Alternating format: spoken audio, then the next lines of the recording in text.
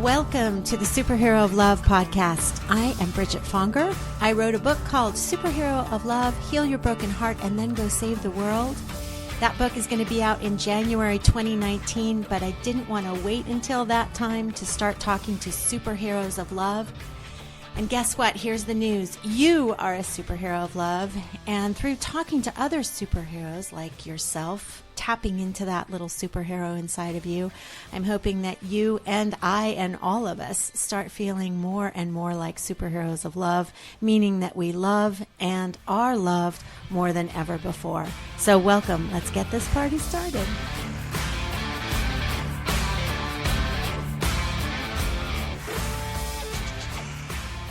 Welcome, superheroes.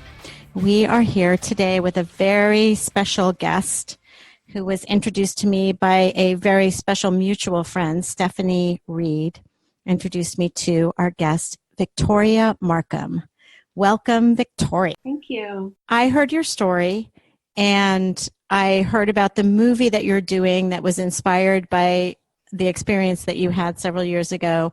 And I know you have an important date coming up, so I wanted to get you in front of the microphone as soon as possible because I think that your story is so important, and I think I cannot wait to see your movie, and just hearing about your movie got me excited. So why don't we start with your story and the event that happened that brought you to this moment in your life? Okay, so it's almost 7 years to the date. Actually, June 10th is the 7-year anniversary of my son's death. Wow. And my film will launch on June 11th. So we planned this perfectly to line up. And, 7 years ago at this time of my life, I was a mother of two very buoyant and beautiful children, aged 3.5 and 7. Two boys, Banyan and Koa.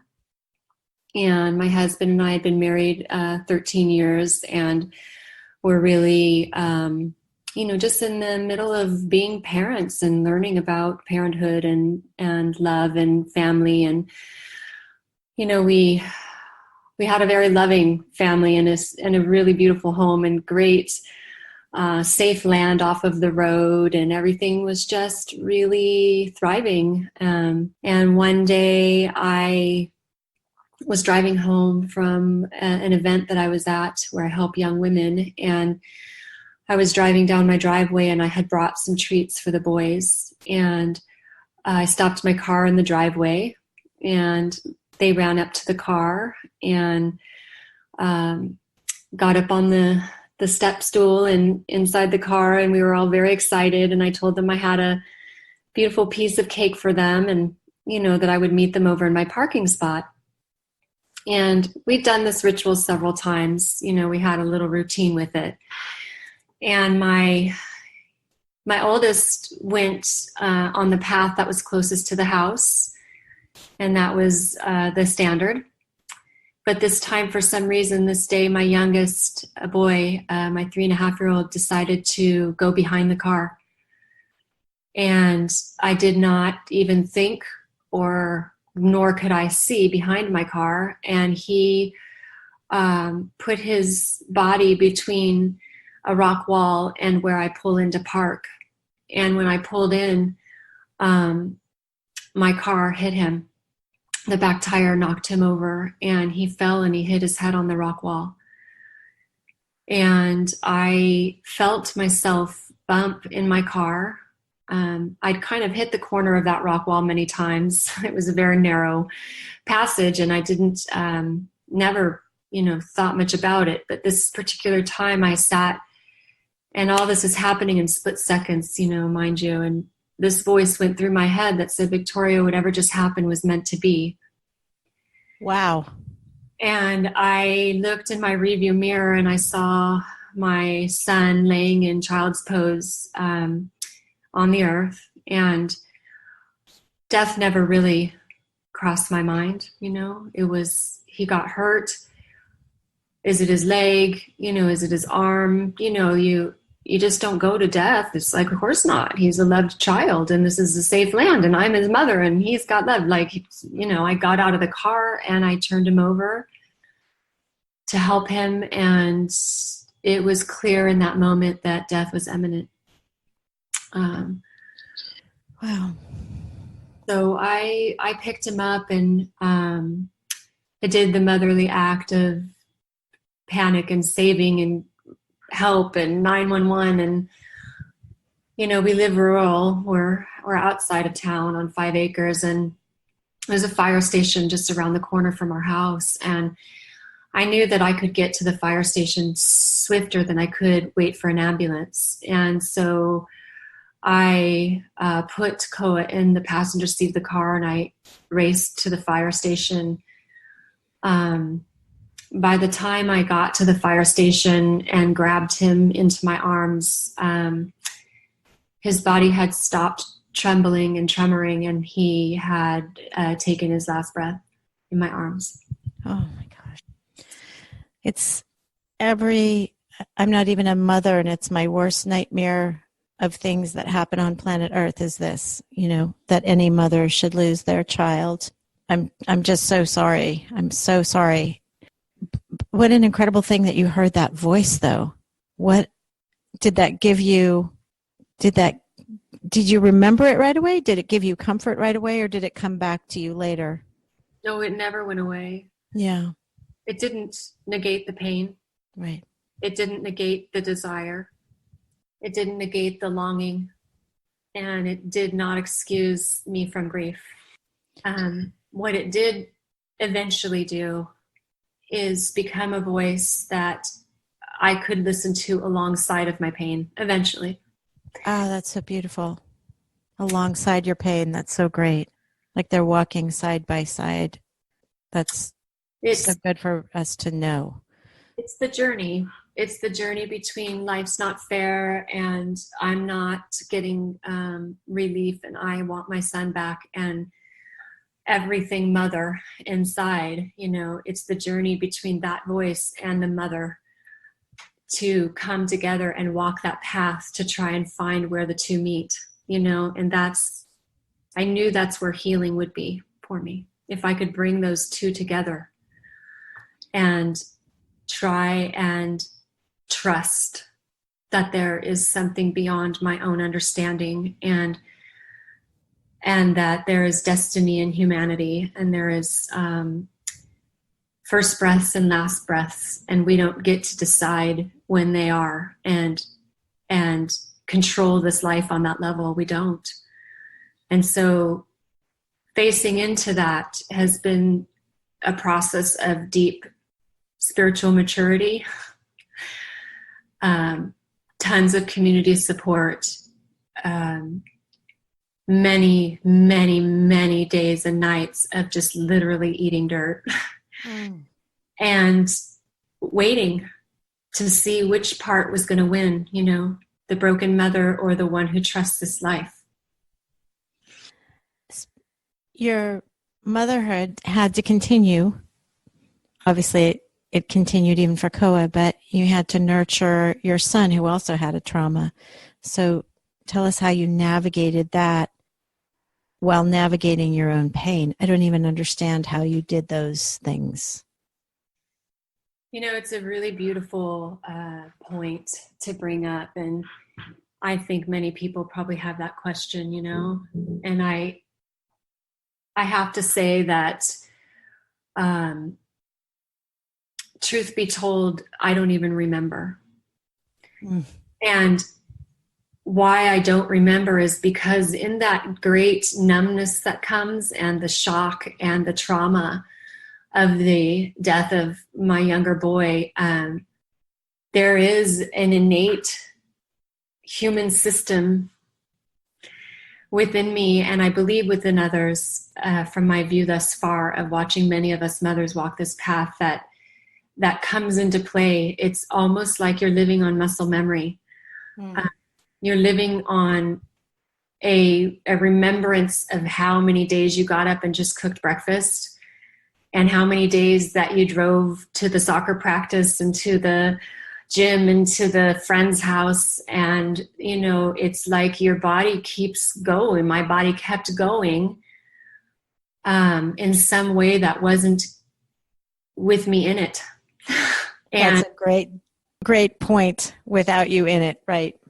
In that place that people, they can't imagine death of this level because they have never had to come to that place where you really literally are not in your body and it still keeps moving.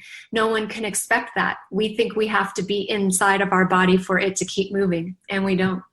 There is an innate wisdom inside of us that keeps moving and pulling us towards life. Life wants to live. If it's meant to live, it wants to keep living. And the only explanation I can come to is my life wanted to keep living. And even though I didn't want to be in my body and I didn't want to be living, my destiny or my life force wanted me to be here. And so it kept getting up out of bed and cooking breakfast and driving my son to play dates and showing up for what was, I read some of your writing online, which is so beautiful. I hope you write a book one day. There's a post from November 12th, 2015, and it's called Life's Glass, from the Heart of a Mother's Grief. And I'm just going to read a tiny bit of it so that people get a taste of who you are also as an artist, expressing yourself. I woke up this morning and waited for the moment when my dream body and my waking body would unite. There's a pause. When I open my eyes, my heart switches back and forth between the dreaming and waking worlds to see which one it must live now. Sometimes I close my eyes and attempt to return to the dream because it feels to be the most ideal choice for the day. Thoughts in waking life begin first with, yes, Koa's still gone, and yes, you are still here. My brain tells my body, you must get up and live. Inside the fog of the in-between comes my first question, what day is it? It takes a few moments for me to remember. My dream time lingers and my subconscious asks. I assess the day I have planned and ask myself, can I do this? Banyan crosses my mind. I remember my mother self. My abiding commitment to him is what allows me to sit up, put on my moccasins, open the drapes, and turn on the bath. I add an essential oil that feels most appropriate for my mood and a handful of sea salt to help cleanse the energy. While the bath is filling, I step into the kitchen and begin the day one foot in front of the other. And what are you thinking? Tell me. It hasn't changed. It's still that. People think you heal and you get on and you go beyond, and some things do, but some things don't. And that is still there. It's a little swifter, and it's not every day. This journey, the step by step over these 7 years, has brought you to learn new things about how you and how we as a culture handle grief. And I'd love to hear, this podcast is, I talk to people that are in the business of helping people heal each other's hearts, right? They're in the business of healing their own hearts and healing others' hearts. And that's who you are in the world, is out of this terrible pain, you're out in the world helping. It sounds like you were doing that previously as well, helping people heal their hearts. So I would love to hear what you have to say about how we handle grief and your advice on how we might handle it a little bit better. Yeah, we're going to have to handle it a lot better, actually. And the word little needs to be removed from the sentence. We are in a very big choice point culturally. And in that dream state, dream waking, decision making to be here, not be here, really did for me was to have to reach out into my culture. And if I was to be upright and still operating, where in my culture was there a place for me to be both a bereaved mother and a woman showing up? And it was tremendous to try and bring the bereaved mother along with me anywhere in this culture. And everybody really needed the part that was going to show up and be recovered or whole or alive again. And everybody had their eye. It was a very big community impact here. And everybody had their eye on the recovery and when it was going to get better. And there wasn't a lot of space for a true ending to happen first. And so what I met culturally was everybody was super graceful and assisting for a long period of time. In my eyes, a month, meals were brought, house was clean, people really showed up. I have an incredible community, which is way more than most people get. It was a privileged time of grieving. And yet there's a time when everybody then says, well, we're moving on. Right. And I wasn't able to move on. It was clear, as in every good labor, that you can have a midwife and a whole room full of people, or a doctor and nurses, and they can be right there. And then they say, okay, we've been here a long time. Is that baby going to come out? And, or you look to them saying, aren't you going to do something? And they say to you back, it's you that does it. This is your baby to have. Wow. And so it's the same in the grief process. Is like people will move on, and then it becomes my grief to hold, and my grief to let destroy, rework, rearrange my life. It didn't happen to them. It happened to me. It happened to them through me, but it happened to me.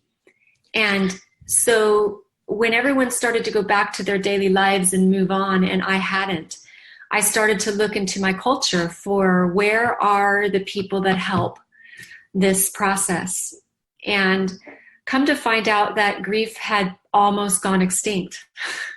Wow. The services for it, the attention to it, the programs designed for it, the people speaking about it were just so small handful of people. Luckily for me, those handful of people were the most skilled and most beautiful people I've ever met, because they were hanging on in a culture that was making grief go extinct, and they were unwilling. So I went to them. I went to Taos, New Mexico, to Ted Wired and his beautiful program he has out there. A week long, we stayed as a family. I went to Joanne Cacciatore, who is she's at a doctorate level professor at University of Arizona that has a program that helps bereaved parents specifically. She now has what they call a care farm, where she rescues animals and then pairs them with grieving people. She was just a very wise woman, a very solid place to lean into my questions. Francis Weller, who is now quite renowned for his work in grief and his soulful journey with writing and expressing. He was getting his start then, and he became a voice on the phone where I could call and talk to. But for the most part, on a daily basis, I was asked to go to 1.5 long counseling sessions and try all of these methods, pay $150 and wait till Wednesday, Well, grief is way too wild for that. It's way too wild for that. It's way too feral. It's way too primitive. And in that place of trauma, we truly are in that reptilian brain of fight or flight. There isn't a timeline. Actually, time disappears in a way and becomes nonlinear. And need is in moments, and need is it arises when it arises in the self. There isn't a scheduling of it. And I got incredibly, incredibly disheartened as I started to move around looking for ways to honor my grief and still operate here in this culture. Because if I needed to be in the middle of the grocery store and fall apart, if I didn't want to wait till Wednesday to have a conversation with somebody about how bad I felt, there was nowhere to go. There was nowhere to go to cry. There was nowhere to go to be. There was nowhere to go. You had to disappear, remove yourself, be alone, and fall apart and melt until you could get face back, and then step back into life again to where people could tolerate the interaction. Not to mention the big gray blanket, I call it, by a teacher of mine's wording. The big gray blanket. Everybody you see has their head sideways, and they're like, oh, And the things that people said out of love and attempt were appreciated in so many ways. And yet it was very clear that our culture has no idea how to hold grievers. And I ended up having to really have to work through constantly the things that were said to me as a recovery system. And I just wanted to disappear and die myself. I really did. I was just I knew I couldn't make it. It wasn't enough nutrients. Right. And it sounds like you felt very alone in those times too. Like, how about, can I ask about your husband? And because it's a lot of times marriages are, fall apart after something like this happens, and you guys are still thriving as a couple. And how did that the other thing is that he was also obviously having his own set of grief, and your son was having his set. I don't understand even how you navigated all of those, like bouncing up against each other's hearts every day.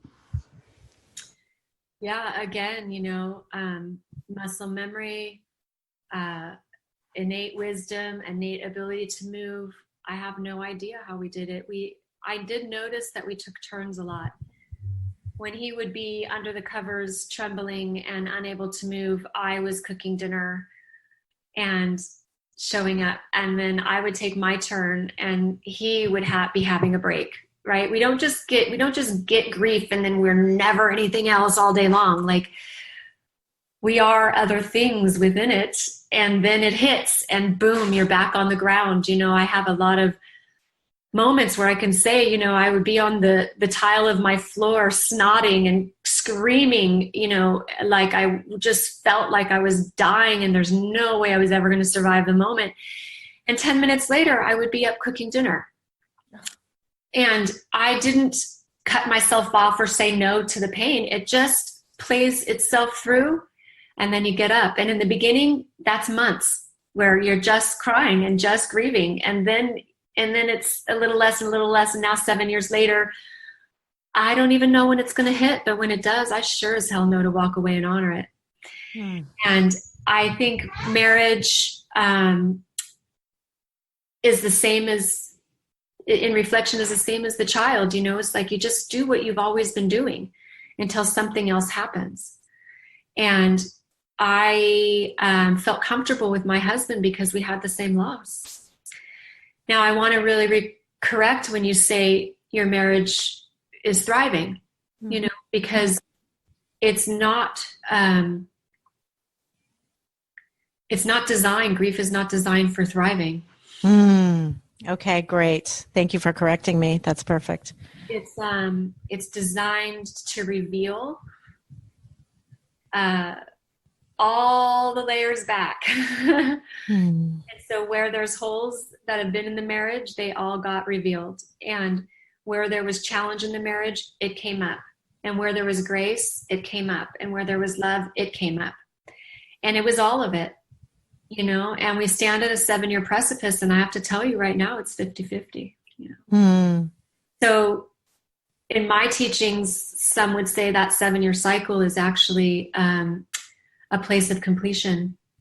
7 years, 7 directions. There's an understanding about it. I don't know what is here moving forward. I know that I have watched my husband blossom into who he is more fully. And I've watched myself blossom into who I am more fully.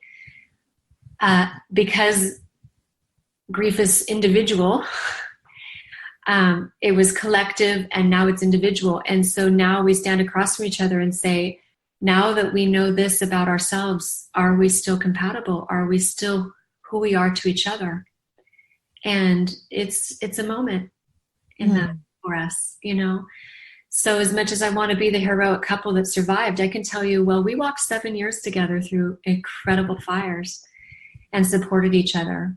And grief will do what it is meant to do in spite of our own wishes and desires. And I don't know what the future holds. I feel to say that one of the ways that we did work together as a couple is that we recognized, both of us individually, that we could not get our needs met here in this culture. And we agreed to pilgrimages. We agreed to go to other cultures and use our connections and our love of indigenous and ethnic to find where we could go elsewhere. And we called on those connections and were invited into many different cultures and many different walks of life to really learn and live the ways that they see grief and the ways that they honor their loved ones and their ancestry. And there we started to find a truth and a healing, and cultures that still had their grief paths intact, a way of honoring life and death cycle to its completion, not just celebrating life and production and consuming and arriving and stardom and career. They actually had the bookends still in place. You live and you die. And when birth happens, we do this. And when death happens, we do this. And we got to see that there is health around grieving. And we were forever grateful. It really carried us. Can you tell us about one of these cultures that you went to, one place that you went Yeah, I can. And there's many. I would mention some Bamfu Some in the Dagara tribe in the African tradition of grieving. They have full grief rituals, that last a weekend. And that was one place that was really beautiful. One more that I can give you more details about. We went to Mexico. My husband's employee base is Latino, and there was family members within his workforce that had lost children as well, and they invited us to Mexico to their Dias de los Muertos celebration. And they themselves couldn't go, this one particular family that had a son die, and they asked us if we would go down and decorate their son's grave for them. Oh, beautiful. We got to go down and be picked up at the airport by their family and taken all over and shown and loved and cared for. And then, they helped us collect everything we would need. We had brought with us a big altar bag of my son's belongings, like his little red guitar and his shoes and a picture and some toys. And, they took us out to this lake, Lake Pátzcuaro, which is the Michoacán region. And they took us out on this boat out to this island where they were going to be doing this big celebration. They do it all over in the villages around, but this particular one, they had a graveyard way at the top of the island. It was a tiny little island, and the graveyard was way on top. And there was a burial site for children. And they took us up there, and we asked permission to put our altar down, even though we didn't have our own grave. And then they brought us down and took us around the villages to show us, the way that they were holding ancestry and death. And every single grave, whether someone was sitting by it or not, in every graveyard in each of the villages was lit up, decorated with flowers and food and life and beauty and toys if it were kids, alcohol and favorite foods if it were adults. It was just bustling with flowers they had grown all year long for this purpose. It looked like the women, I'm a chef, and I could tell you that those women cooked for days. They cooked for days to make the breads and the stews that they had out. It was all handmade, and not with the intention of being eaten, but with the intention of offering it to the ancestor. And then, to our surprise, they would invite us to sit at their graves with them. We would sit down and we could see, what they were, the way they were dressed. There was little babies all the way to like grandmas with canes, and grandpas, and the whole family was around each grave. And then the mariachi band would come through and everyone would get up and just see the joy through, here comes the joy, like, okay, we're going to dance. We're going to move the energy. We're going to breathe. We're going to let the life in, and then the mariachi band would make its way to the other side of the graveyard, and everyone would sit back down again and go back into a very reverent silence.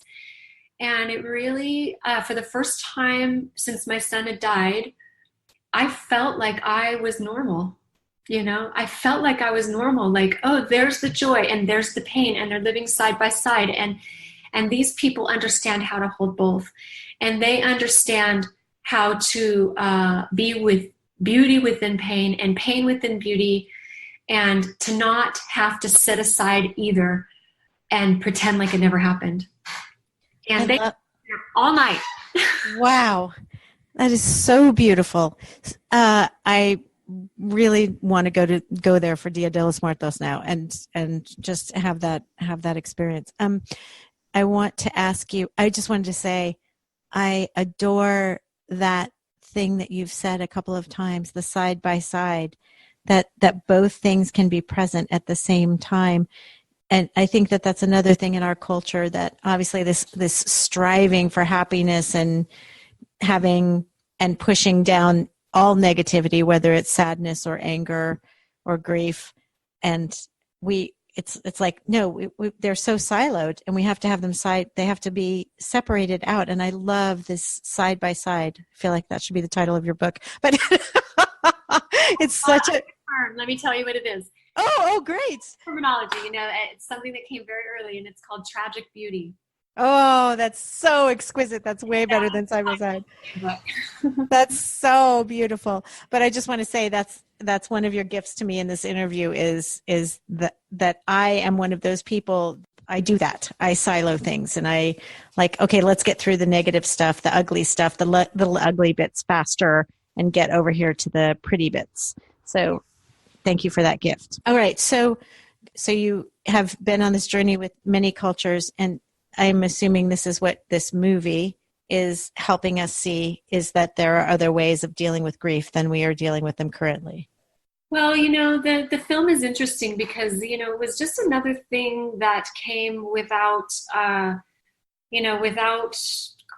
seeking. It just, it was a series of events. I was at a training as a death doula, and I was on the way home with a friend, and she wanted me to fill in the pieces of the story of Koa's death that she didn't have. And after I told her the story from beginning to end on our big 5-hour drive, she said, God, I feel like I just watched a movie.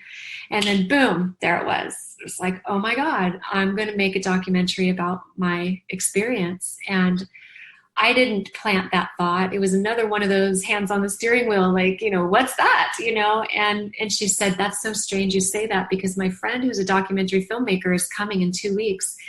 And I wonder if we could all just have some time together. And that date came, and we did indeed sit together as women. And the next morning she came back, and we took a long walk. The documentary filmmaker, Katie Teague is her name. And she said, I need to hear the story. And I shared as much as I could. And she said, I'll do it. I'll do it. I want to do this film. And I didn't know what that meant. I'm not a documentary filmmaker, nor had I ever dreamed of being in a film, and the process began. It was as if the universe called it forward. I know it sounds esoteric, but in a lot of ways I'm very esoteric now, because I really, in order to get through what I've been through, I have to believe there's unseen forces here. And so we started on the process. Well, of course, in my mind, I'm like, great, we can go to all these cultures and I'll show you. And then I can tell the story about what it was from each culture that really helped, and I'll give it to the people, and I really want to help people, and that's really great. And, here we are a year and a half later, and the movie is done. And I watched it for the first time probably 2 weeks ago, and it's not that story that I've written in my mind. And I really went through most of the film really believing that was the story we were telling.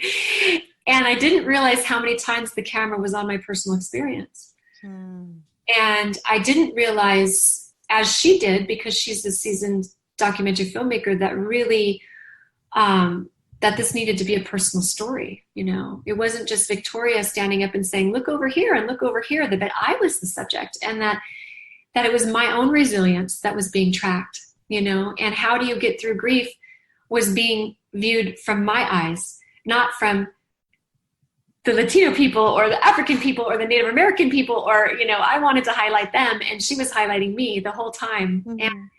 But in a way that is highlighting them. I mean, because they helped you so deeply. We stepped over something because you mentioned the words death doula. So we need you to tell us what a death doula is.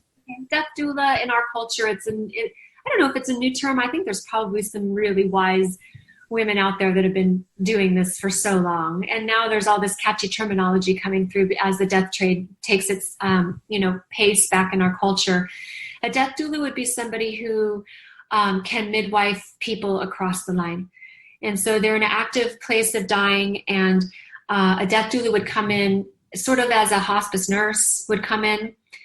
But there's imminent death, and the death doula comes and creates ceremony around the dying and works with the person and the family on how to do it in a ritualistic and intimate way, rather than a fear-based, distant way and send them, to the morgue right when they die. And, this is a way of being really intimate with death, a way of decorating with flowers, sitting with the dead, letting people have their moments, letting the dead rest while the spirit's transitioning. There's a belief that we have the ability to be in those moments in very intimate ways, and that my belief is actually the homeopathic, the very first dose of recovery that is available when somebody we love dies, that if we can truly stay with that death and be intimate with it, that we begin the journey towards healing immediately. If we are distant from it and we want to tuck it away and hide it and make somebody else deal with it, there's a lot of catching up to do with the psyche going into sort of a numb state and a place of shock. It takes a lot longer to get back because you don't have the memory of where did my person go and where are they now? You let somebody else do that. And instead, when we touch it and we feel it and we make the decisions, it puts our feet on the path to moving forward without big missing pieces. And not everybody gets that opportunity. I want to be sensitive to that. Some people, we don't even know where they are still, or, they died in a way that wasn't recoverable of a body. So it's not just a death doula for body, it's a death doula for death. Oh, that's beautiful. Okay. And you are now a death doula. You help other people through this process? I will never say no. Oh, that's so beautiful. Is it what I'm announcing into the world?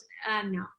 But I have a sacred responsibility, you see, because I've been shown what I've been shown and I've been through what I've been through. And I believe because of that, it's an initiation.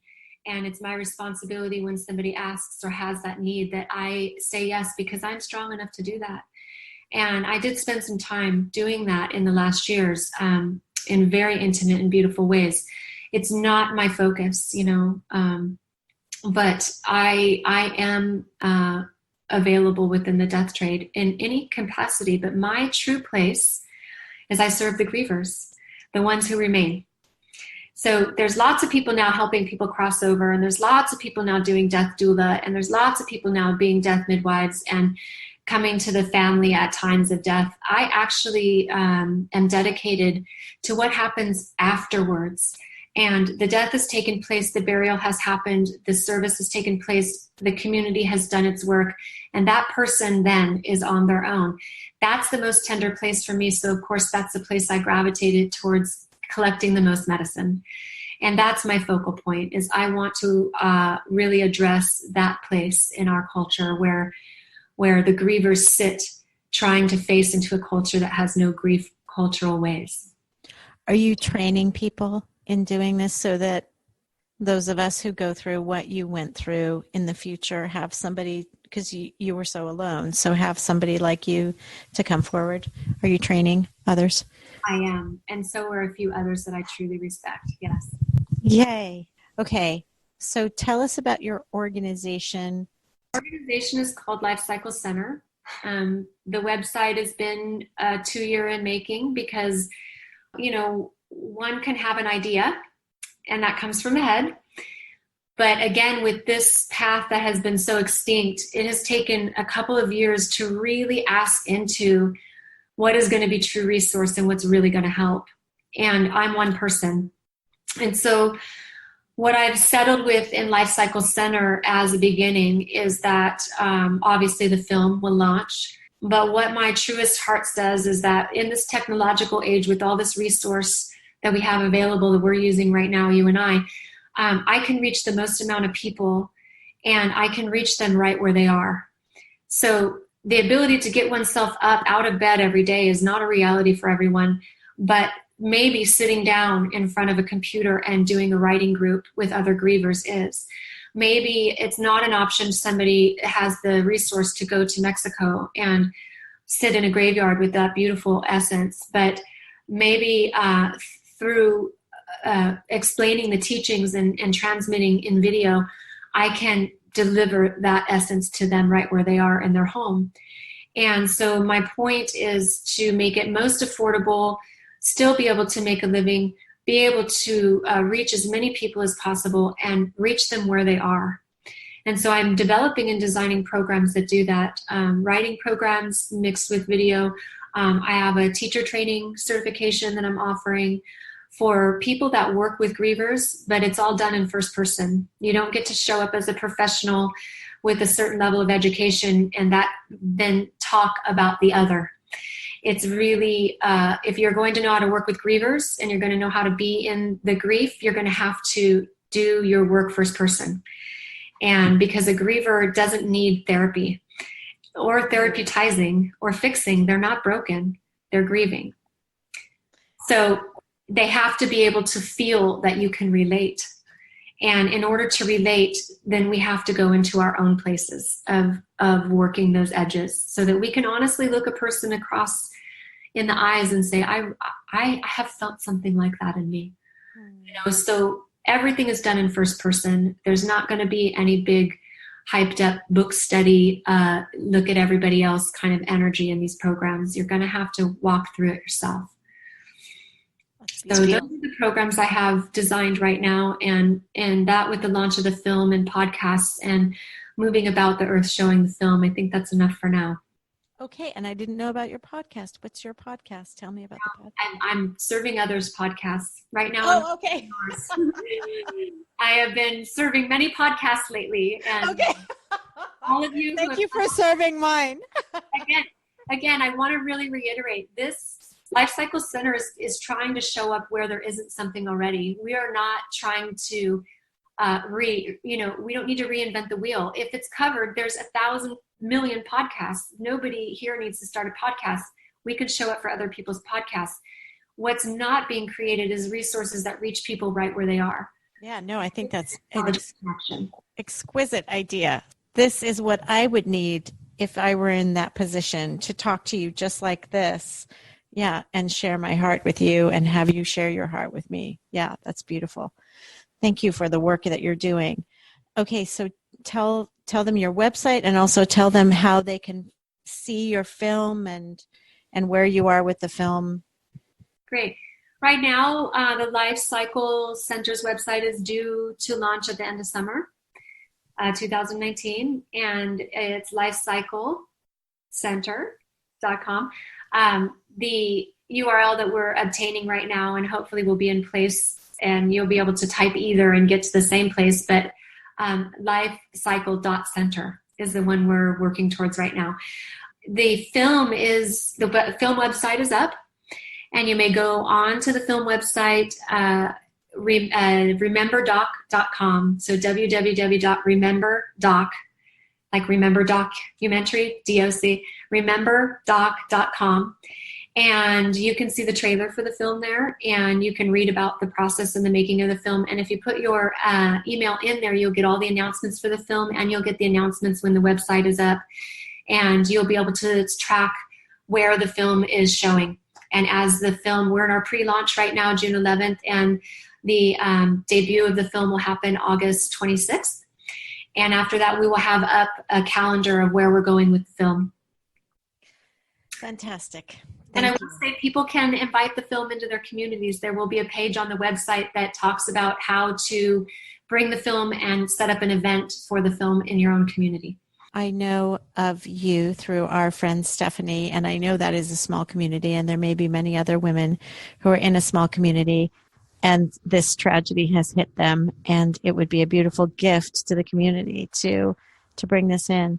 Thank you for all that you do to help our hearts. You already helped my heart in just this conversation. I don't share your experience, but you've already helped my heart, and I know that you're going to help many of the listeners' hearts as well. And I just want to thank you for all that you're doing to help people's hearts and bring grieving back into our culture as a loving, transformational experience. It doesn't have to be what we have up to this point tried to shove under the carpet, and we can actually embrace it and deal with our hearts with love when we're dealing with grief.